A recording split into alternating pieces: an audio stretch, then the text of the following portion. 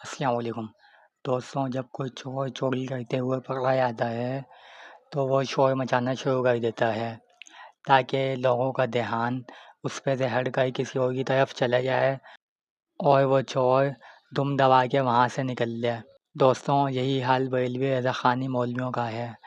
بریلوی رضا خانی مولوی آئے دن رسول اللہ صلی اللہ علیہ وسلم، انبیاء کرام اور اولیاء کرام کی توہین کرتے رہتے ہیں، لیکن الزام اس چور کی طرح اپنے مخالفین یعنی ہم دیوبندیوں پر ڈال دیتے ہیں تاکہ یہ بریلوی قبر پجاری خود اپنی گستاخیاں چھپا لیں اور علماء دیوبند اور دیوبندی عوام بلی کا بکرا بن جائے۔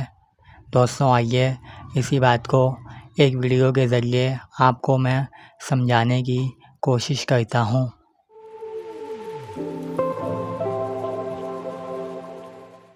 ان کی دیدہ دلیری دیکھے۔ میں نے اس دن آپ سے کہا تھا کہ یہ اپنی گستاخیاں چھپانے کے لیے ہم پر گستاخ ہونے کا الزام لگاتے ہیں۔ خدا کی قسم، ان کی گستاخیاں لوگوں کو معلوم ہو جائے جو ان کی کتابوں میں ان کے اصولوں پر ہے، کوئی ان پر تھوکنا گوارا نہ کرے۔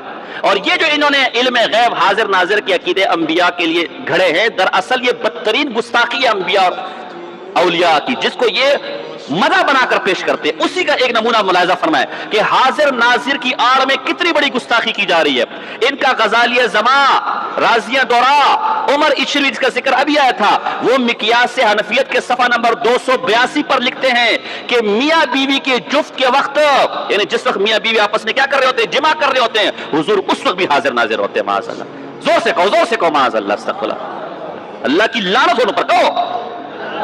وہ پاک پیغمبر صلی اللہ علیہ وسلم کہ جن کے بارے میں سیرت کی کتابوں میں آتے کہ حیا کا یہ عالم تھا جیسے نئی نویلی دلہن کہ حیا کے مارے آنکھیں نہ اٹھائے، جن کے بارے میں بی بی عائشہ فرماتی کبھی کسی عورت کا ہاتھ میں لے کر آپ نے بیعت نہیں کیا، اور جن کے بارے میں ان کی زوجہ محترمہ اما عائشہ کہتی ہیں کہ آج تک نہ میں نے پاک پیغمبر کا سطر دیکھا نہ پاک پیغمبر نے میرا سطر دیکھا، اور جس پاک پیغمبر کے فقہ کے اندر آیا ہو کہ اگر میاں بیوی اس حالت میں ہو تو جانور کو بھی اس کمرے سے باہر کر دیا جائے، اس حیادار پیغمبر پر، حیات داروں کے سردار پر، اور جس کی حدیث ہے الحیاء شعبۃ من الایمان، اور جس کا فرمان ہے کہ اس میں حیا نہیں، اس میں ایمان نہیں، اور جو آنکھیں نیچی کرنے کو حکم دیتا ہے، اس پاک پیغمبر صلی اللہ علیہ وسلم کے بارے میں اس گندے اور غلیظ عقیدے کی آڑ میں یہ کہا جا رہا ہے کہ اس موقع پر بھی پاک پیغمبر حاضر و ناظر ہوتے ہیں۔ معاذ اللہ، تم بتاؤ تمہارا ایمان یہ گوارا کرتا ہے کہ پاک پیغمبر کو اس حالت میں مانو؟ یار اس سے بڑی کوئی گستاخی ہوگی، اس سے بڑی کوئی بے ایمانی ہوگی؟ اور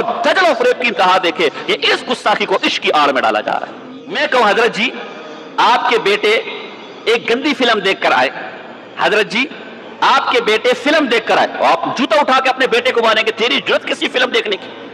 بیٹے کے لیے تم یہ گوارا نہ کرو کہ وہ فلم دیکھ کر آئے، بیٹے کے لیے گوارا نہ کرو کہ وہ غیر محرم کو دیکھ کر آئے، بیٹے کے لیے یہ گوارا نہ کرو کہ میاں بیوی اگر یہ کام کر رہے ہو وہاں آپ کا بیٹا موجود ہو، اور پاک پیغمبر کے لیے اس بے حیائی کی نسبت تم کرتے ہو۔ پاک پیغمبر کو اس بے حیائی، اور تم مر کیوں نہیں جاتے؟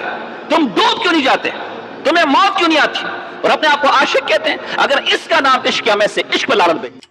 دوستوں، بریلوی قبر پجاری اپنی اس گستاخی کو چھپانے کے لیے طرح طرح کی تعویلیں کریں گے۔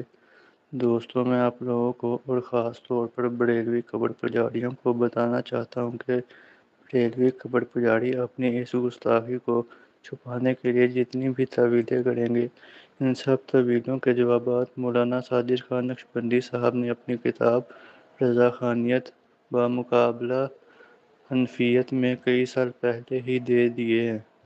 لہٰذا بریلوی قبر پجاری جتنی چاہیں تعویلیں کر لیں، لیکن پھر بھی اپنے مولوی عمر اچھروی کی اس شرمناک گستاخی کا دفاع قیامت تک نہیں کر سکتے۔